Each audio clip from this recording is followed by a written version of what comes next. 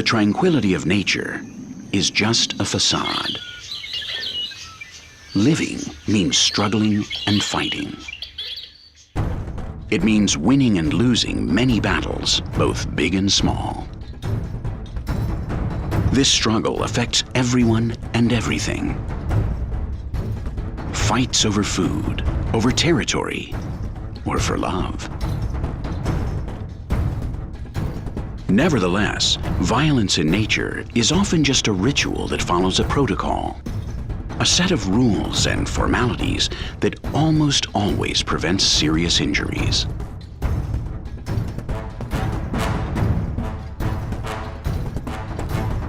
That's fighting for life.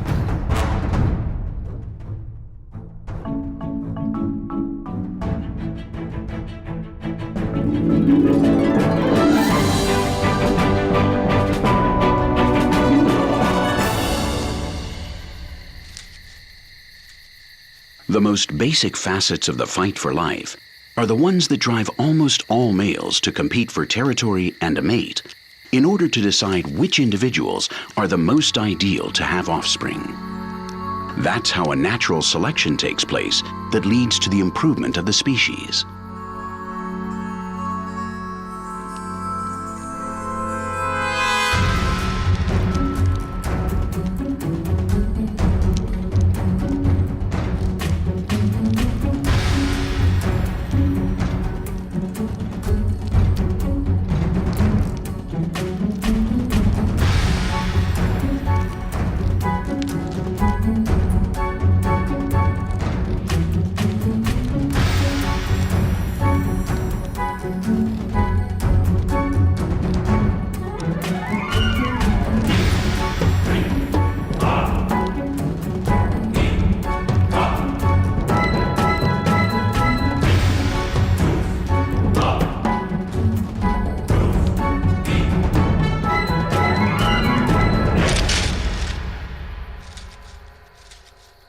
The weapons of some males, which have grown huge as the species has evolved because the females prefer them big, are such imposing weapons that sometimes they prevent the males from leading normal lives. For example, this Japanese rhinoceros beetle is unable to eat. Its long sword is the price it pays for victory in the mating game. It's that simple. Nonetheless, sometimes the behavior of wildlife isn't that simple. Not all the battles between males are the same. Not all of them involve boxing, shoving, and hitting each other.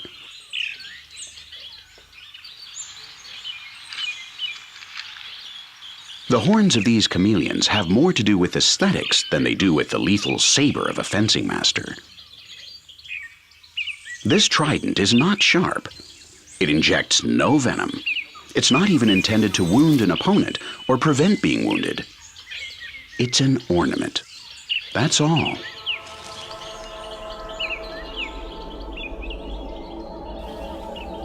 But a gentleman chameleon's ability to seduce a lady chameleon depends a lot on the visual.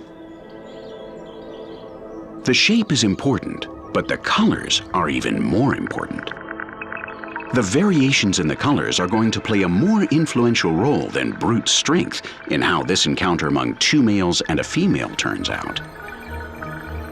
Strength and size count, of course, but they're no longer all that counts. And that is a big evolutionary step. The coloring of the competing male chameleons makes it possible to select the one best able to camouflage itself. The survival of a chameleon depends a lot on going unnoticed by both predators and prey. That's why their ability to change colors is crucial, and that's why it's judged when they fight.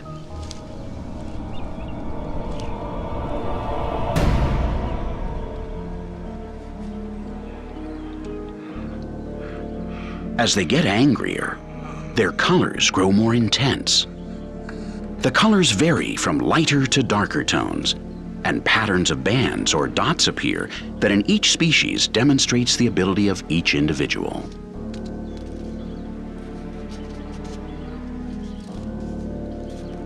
That helps the female to choose between her two suitors.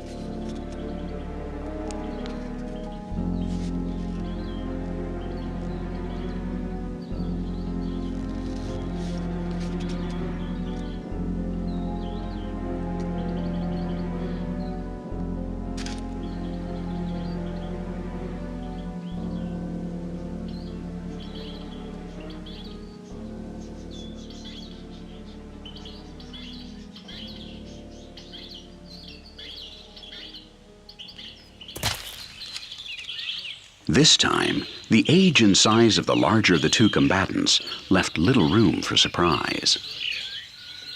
Although, among chameleons, you never know. One of the things they value most, besides coloring, is the ability to do everything very, very slowly.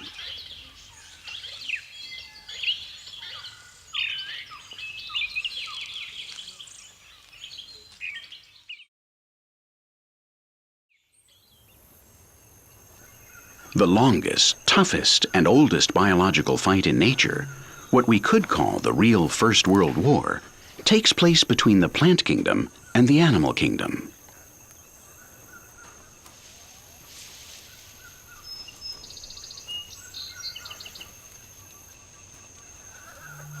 Animals eat plants, and plants defend themselves. Even if we don't see it as a fight, it is.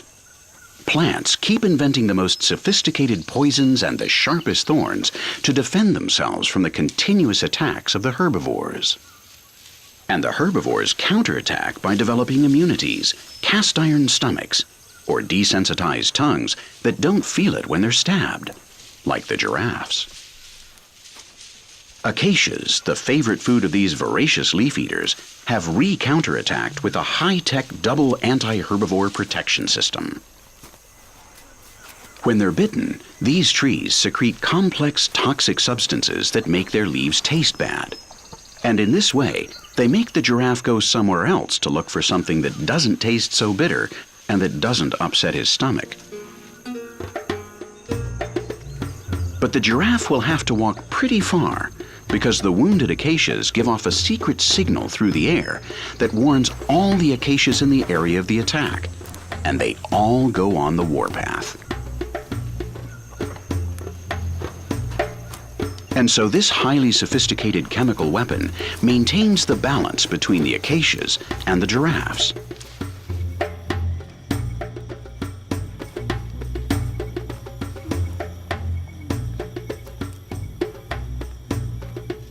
The fight between animals and plants, between producers and consumers, is managed and will continue to be managed so that there are neither winners nor losers. In terms of chess strategies, we could describe it as a draw. Although there is a case of checkmate.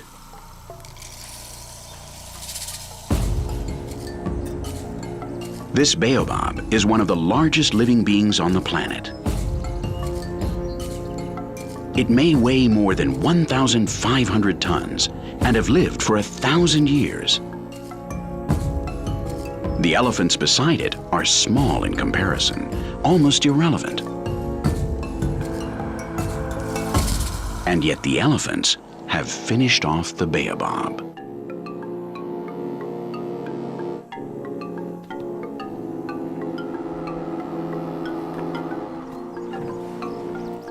The fate of all these giant plants is to die without having offspring. There won't be any new baobabs, at least wherever there are elephants. Elephants are the largest animals that walk on grass, and the largest animals that eat grass too. Except that they don't eat only grass. They also eat trees more than anything else. What's left of the African savanna is good proof of this. And since every day less and less of the savanna remains, the damage caused to the vegetation by elephants is more and more evident and increasingly unbalanced.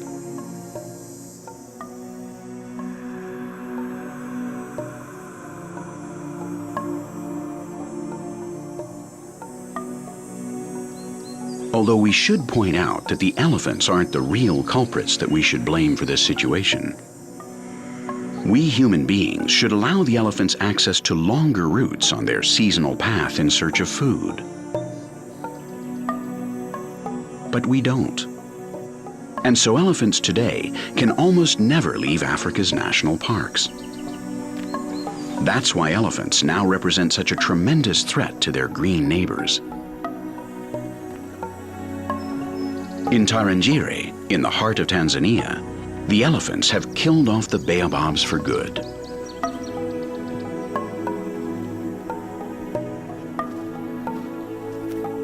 The few that are still standing will last as long as their age permits, maybe 1,000 years or more.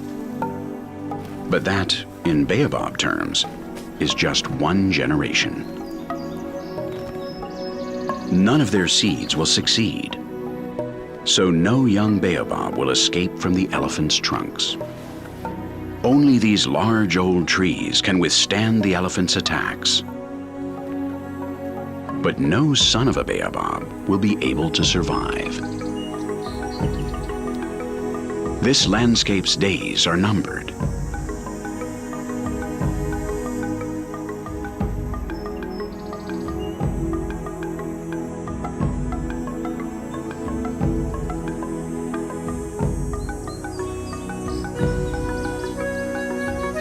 As we watch powerlessly the decline of this magnificent species. Unless we humans become extinct before the last baobab dies, and so free the baobabs from the elephant's harassment. But then, who would be left to care?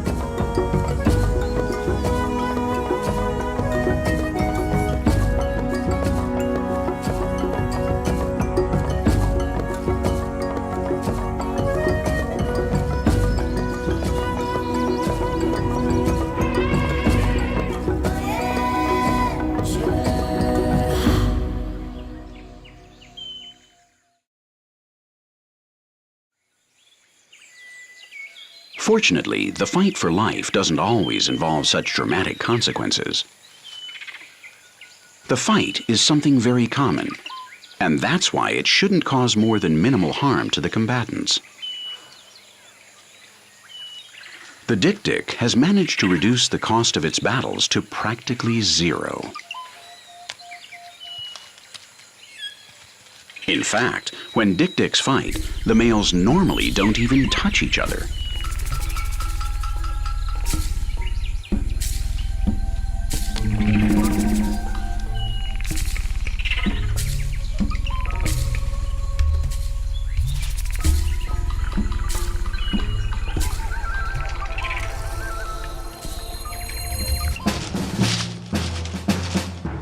They just threaten each other and try to scare their opponent.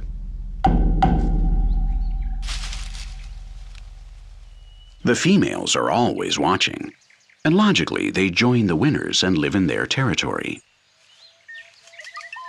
We can't say that the dik-dik is exactly the paradigm of a great fighter, but as we'll see, their technique is fantastic. They don't shed a drop of blood and hardly a drop of sweat.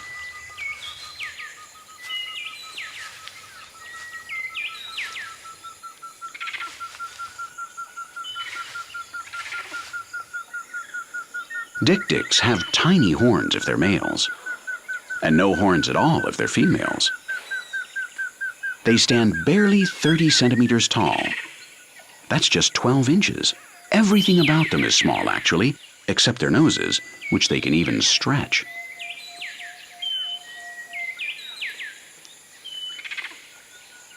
Another of the dik-dik's characteristics is the gland that males use to mark their territory, blade of grass by blade of grass, trying to make it clear to potential competitors just who's in charge here. In any case, the dominant male never lets his guard down, not for a second. He's on constant alert with all 5 senses, always on guard, just in case another male appears on the scene.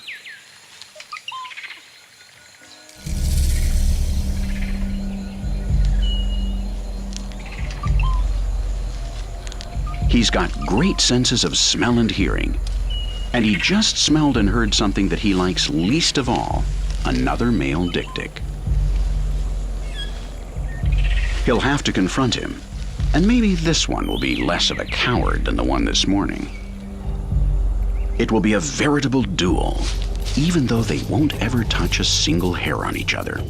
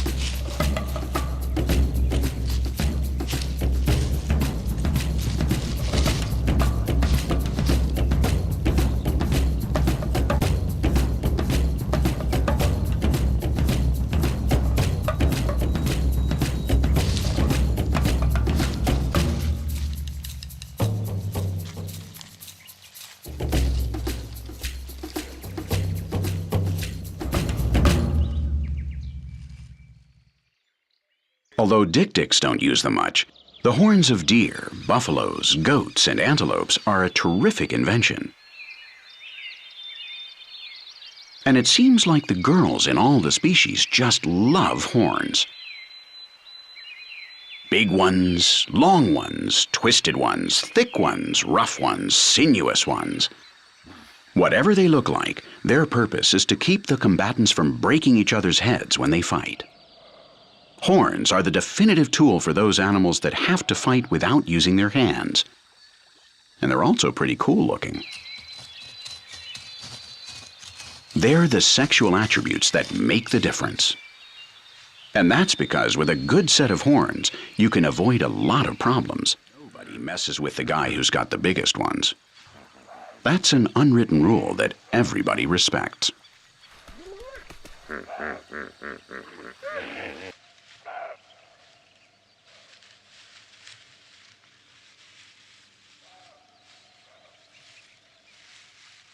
The thing is, when two animals have horns that are just about the same size, things get a little complicated.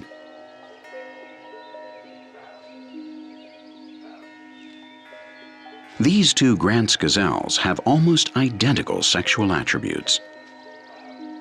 It almost seems to them as if they were looking in a mirror, and that really gets their blood boiling. They still have a few more steps to take, however, before beginning to fight in earnest.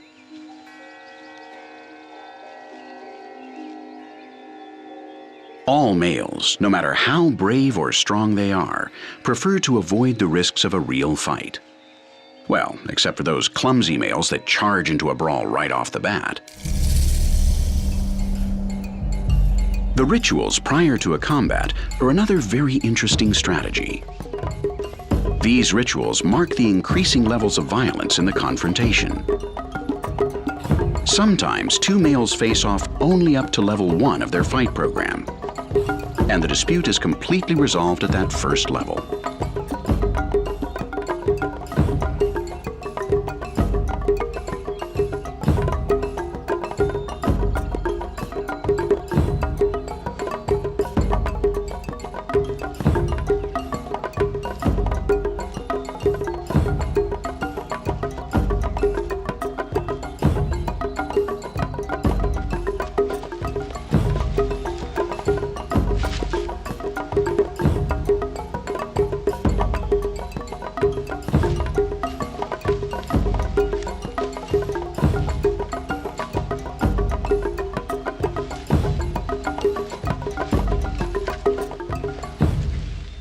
But looking in the mirror and exhibiting their horns wasn't enough for these Grant's gazelles to decide their quarrel. so they move up to level 2.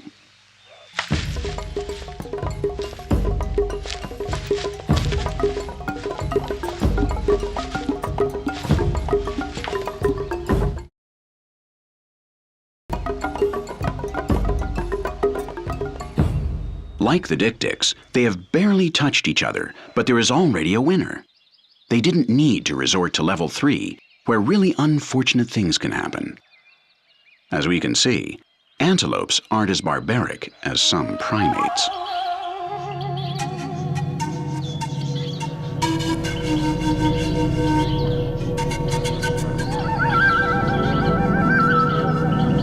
The key to preventing unnecessary harm lies in controlling the succession of degrees of violence and applying them appropriately.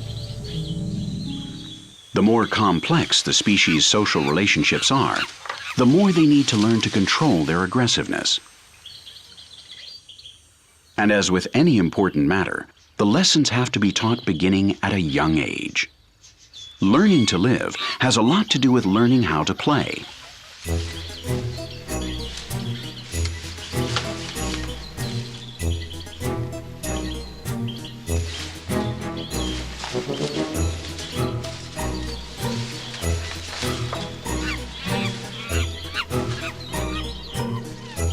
And that's why it's good for young animals to play and play endlessly.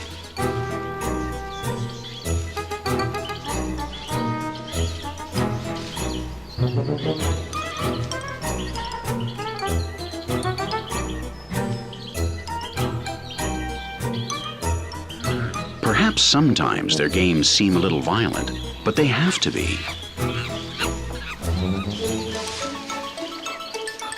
In addition, there are posturing, gestures, and attitudes that calm the fight in an instant so that things don't get out of hand. The hierarchy of the family and the group is established on the basis of all these experiences, and that prevents a lot of frustration and complications among the adult companions. At the same time, games are a kind of entertainment, as these fighting games serve to grow and develop both physically and psychologically.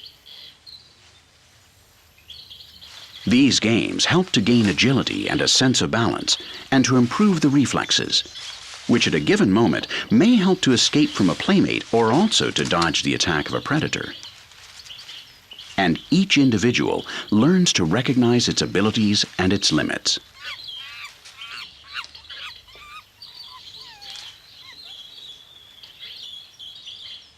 Monkeys, which are so similar to people, are able to have fun and learn at the same time. Together with facial and corporal expressions, this chasing, hitting, and shoving make up a very complete language. The ties within the group gradually form according to the results that are repeated most frequently in these games.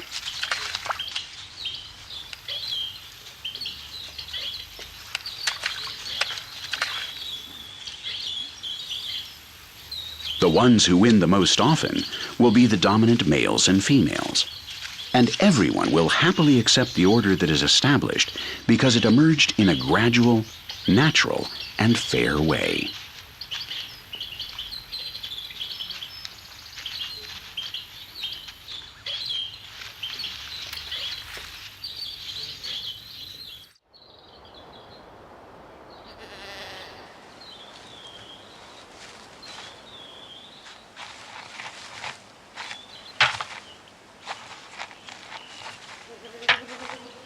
The hierarchical organization of species is forged from infancy.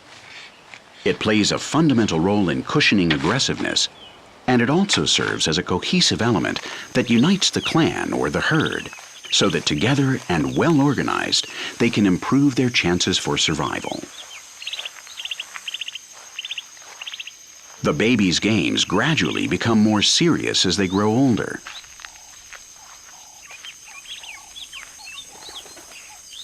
And of course, when they reach adolescence, their spirits run high. Young impalas may be the most ardent adolescent males in the animal kingdom. If they had their way, they would spend all their time competing with each other. An absolute free-for-all.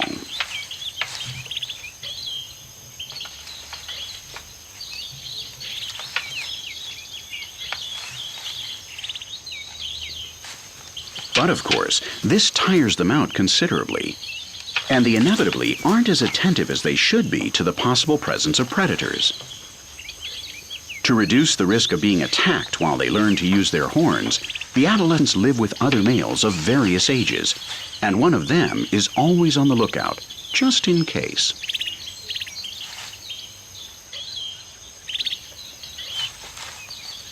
The members of these exclusive bachelors clubs include adolescents, adult males that don't yet have their own group of females, and also those adult males that have lost their females. That is, apprentices, aspirants to become alpha males, and deposed alpha males.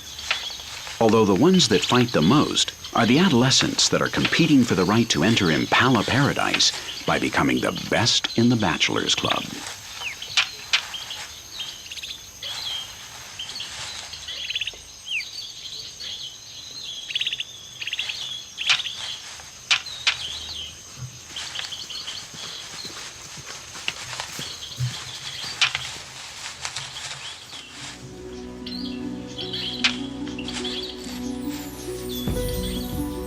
Someday, they will challenge the super male that lives a few kilometers away, alone with his harem of females. He won this right by beating the strongest rivals in 1,000 bloodless battles. The problem is, sometimes these battles do have very serious consequences.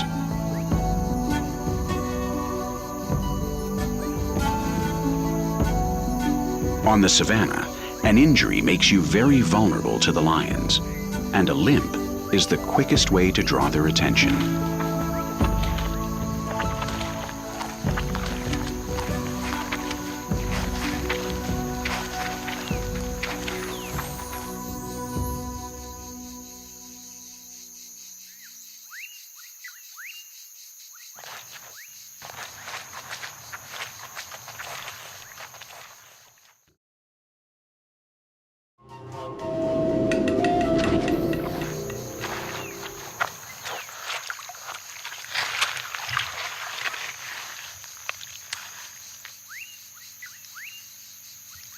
And if you give up, when you give up, you can dodge the hunter, but you'll end up with the scavengers.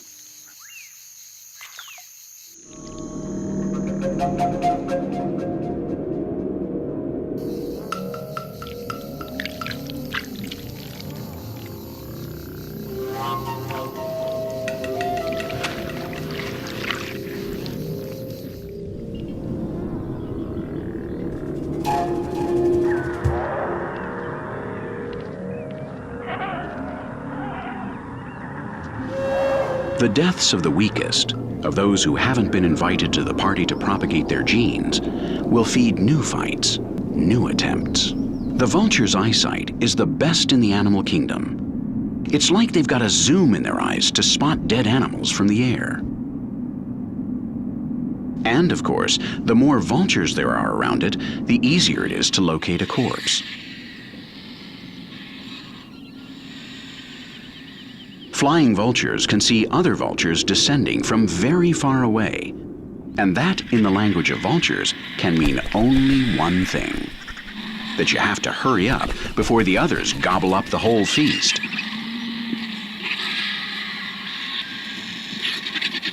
Vultures don't have to hunt.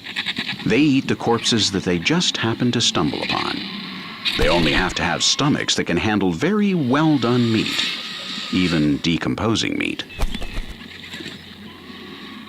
But they do have to fight for each mouthful that Mother Nature serves up to them. The risks that they don't have to run to catch their prey, they do have to run to get each bite next to the other vultures around them.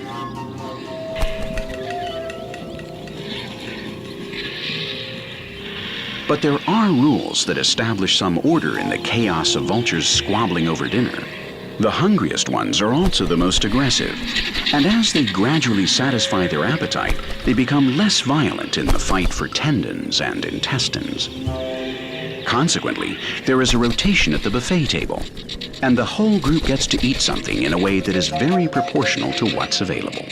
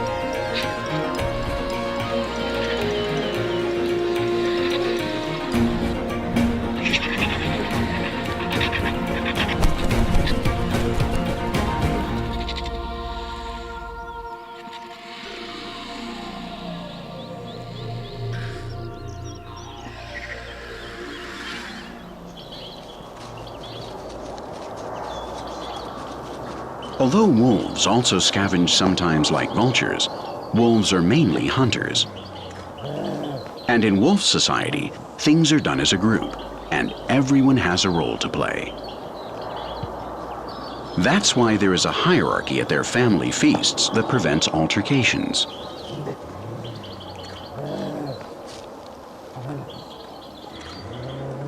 Even if they are very hungry, a strict code of signs, gestures, and sounds manages the tension quite well.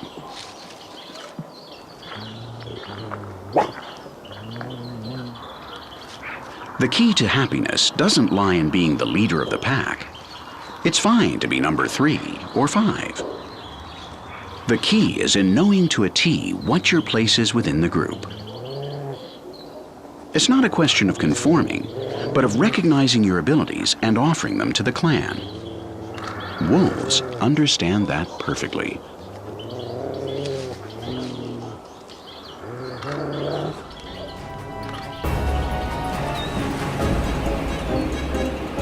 Although water covers 71% of the Earth's surface, at the bottom of the seas there's no more available terrain than on dry land. It's almost all sand, like an immense desert. Only on the reefs and on the rocky bottoms near the coasts is there really life. Here, every stone, every nook and cranny is somebody's territory. The majority of marine life is concentrated around these living oases, and that's why big demand. This shrimp is looking for a hole, and the one he likes already has an owner. The popular name we have given this species is boxer shrimp, because they're very surly to each other. They can't stand to have another one near. But to keep from killing each other, they developed a brilliant trick, and so they always fight by category, according to their size. They compare how long they are, the size of their claws, to see if one of them is clearly bigger. They always look for some way to resolve the dispute without bloodshed.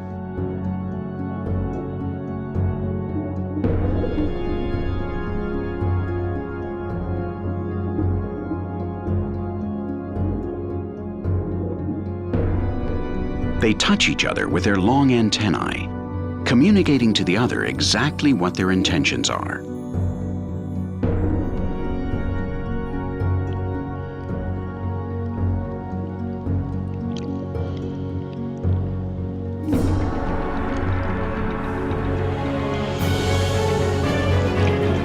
And if there is a fight, it's very quick. The aim is to grab the other's claws. And when one of them manages to do that, the other shrimp accepts defeat and, as the loser, voluntarily surrenders its left arm, the weaker of the two claws. The loser is left one-armed, but only temporarily. The next time it sheds its exoskeleton, in just a few weeks, it completely regenerates the lost claw.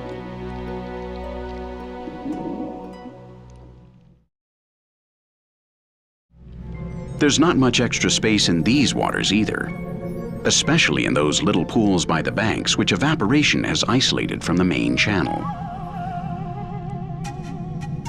The territory of a Siamese fighting fish changes in size and shape.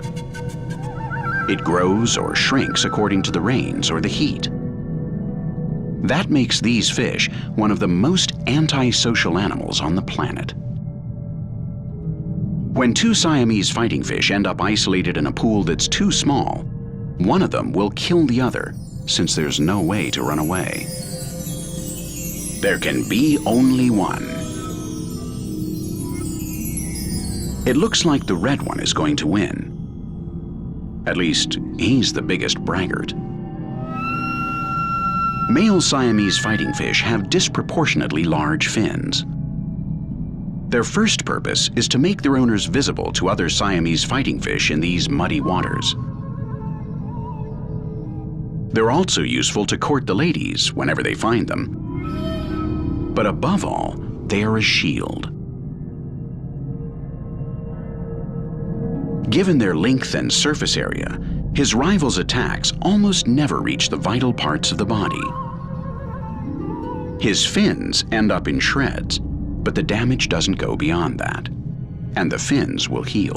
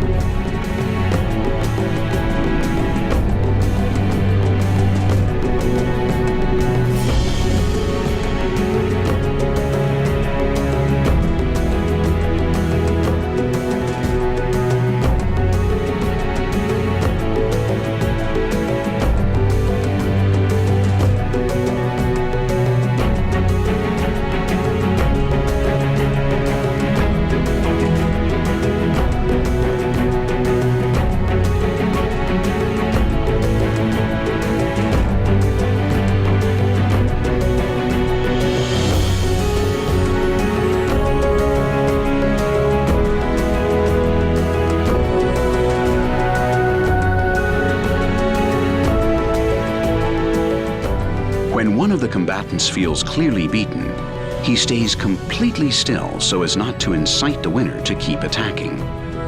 He surrenders. This technique, in which he spreads his fins out completely to reveal his wounds, placates his rival and gains him a few hours' respite. With luck, even a whole day. And fortunately in Thailand, it rains frequently.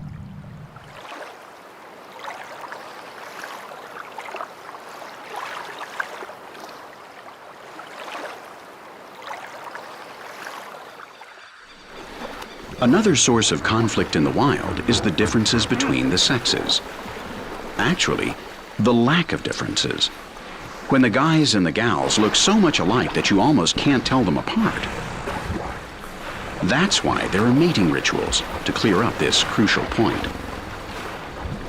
Animals' mating rituals are extremely varied, and some are even violent. Hippopotami look like they bite each other more than kiss each other.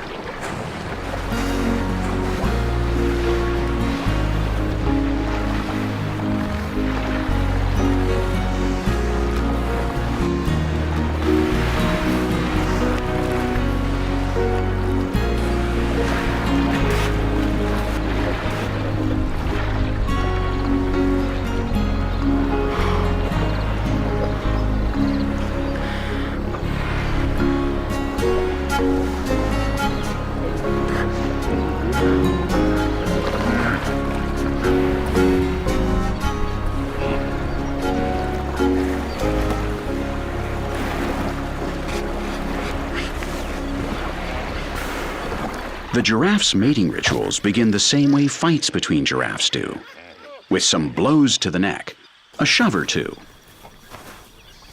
How does the other one respond? If it's strong and has male hormones, it will respond aggressively and hit back.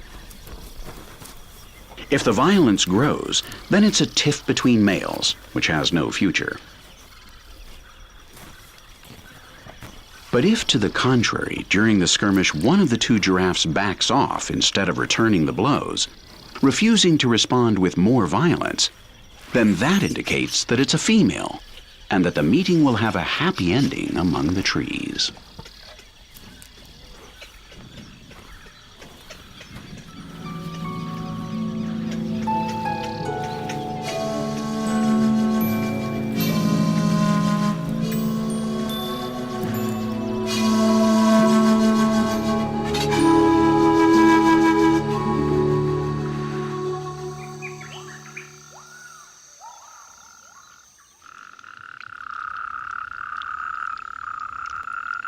For the moment, there's no room for confusion among these toads. There are only males in the pool.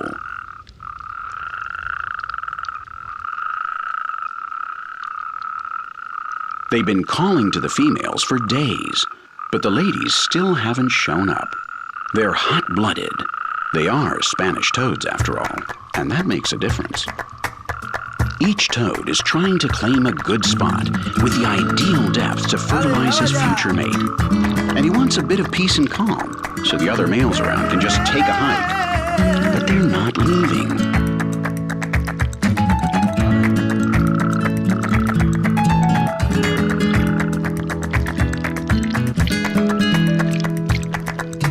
If in the heat of the night one of these toads were to grab another the way he would hold a female, then total chaos would break out among the toads. Everyone would try to mate with the alleged lady. Although, who knows? Maybe it is a lady. Who can see a thing in this darkness? But the sun will come up soon, and the party will continue tomorrow.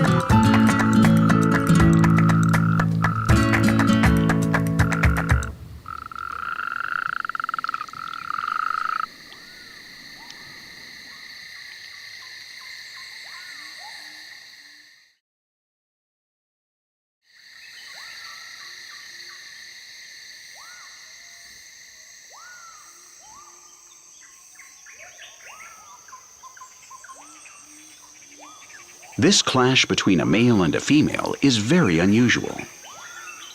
It's not a mistake like the toads, nor is it a violent mating ritual like the giraffes.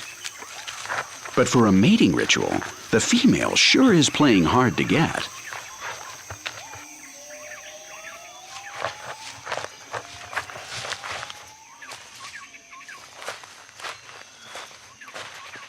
She's rejecting the suitor.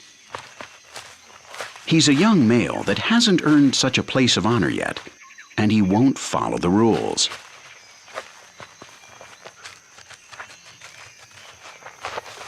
Isn't there an alpha male around here somewhere to defend the lady? Maybe a lion ate him.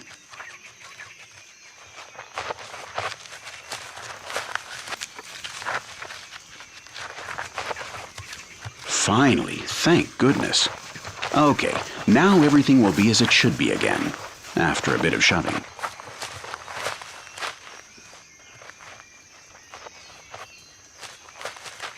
Squabbles between the sexes, clashes among males, fights to the death, or mere threats, the fight for life takes many forms.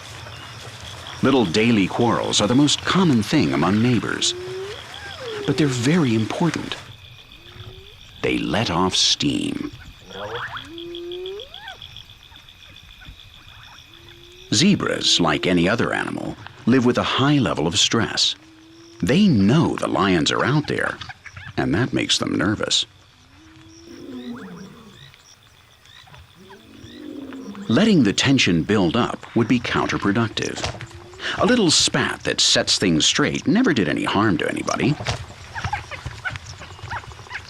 Resting your head on your neighbor's shoulder is also an ideal way to make up.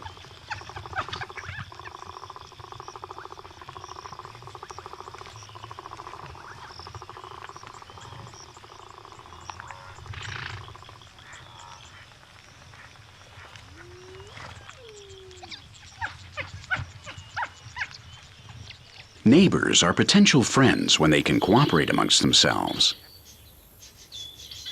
But some neighbors can only be enemies.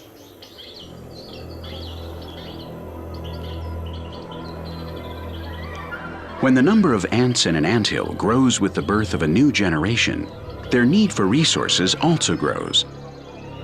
And then the ant colony's only option is to conquer more land.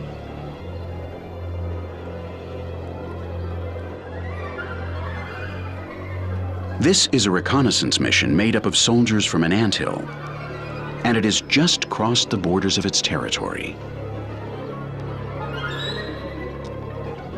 Animals generally avoid injuring each other, but today, that won't be possible.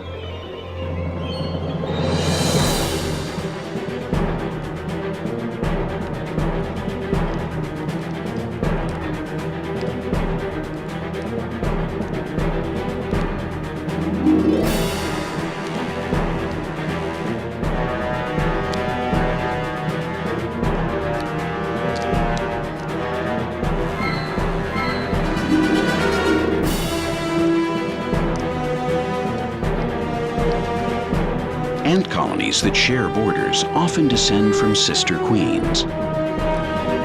Genetically, they're very similar, but they're not identical. They can distinguish their cousins perfectly from themselves. They know what the presence of invaders next to their home means, and they are well aware of which family the ants belong to.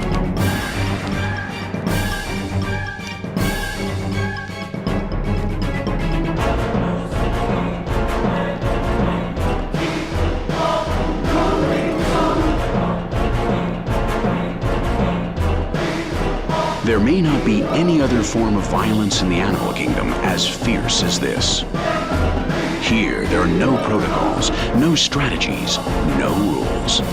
They wouldn't make any sense.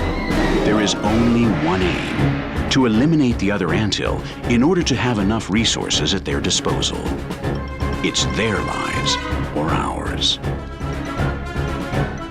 It's only a question of using brute force to kill as many of the enemy as possible.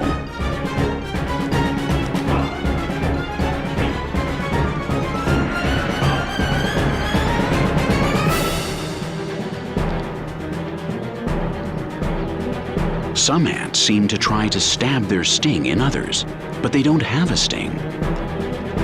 Ants descend from wasps, and some species still have a sting to inject venom with.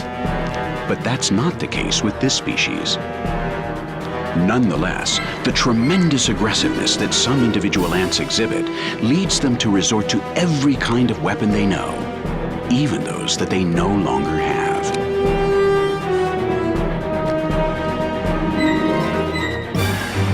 This madness that takes over as they fight to the death also seems to eliminate completely the pain they feel on the battlefield.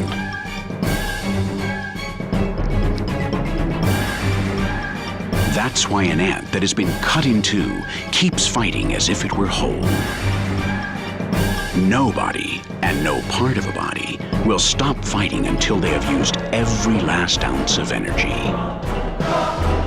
War among the ants is cruel, merciless, and fierce, just like any other war.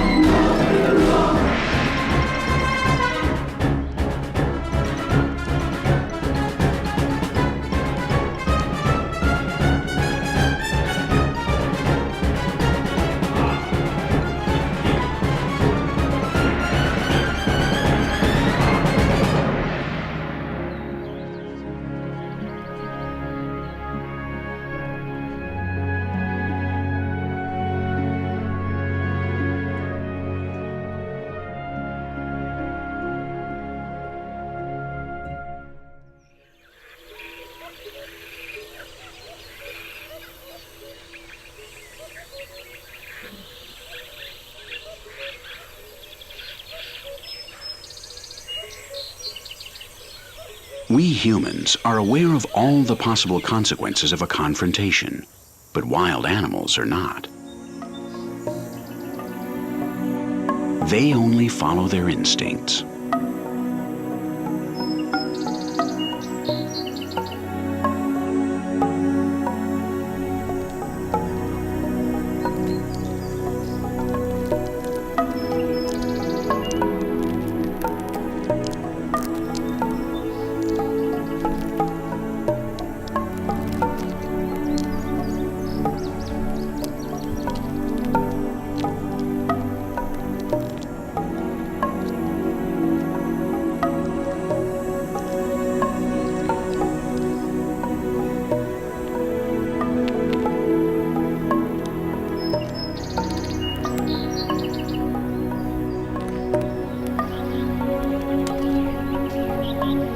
fight is over.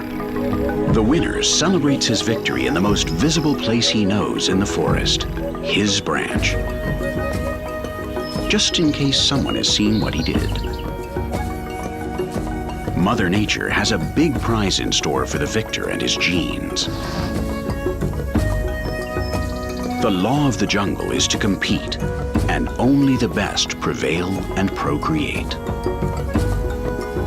Competition is also stimulating for humans, but we can control our fighting instinct and reach out to others in solidarity, with love rather than violence.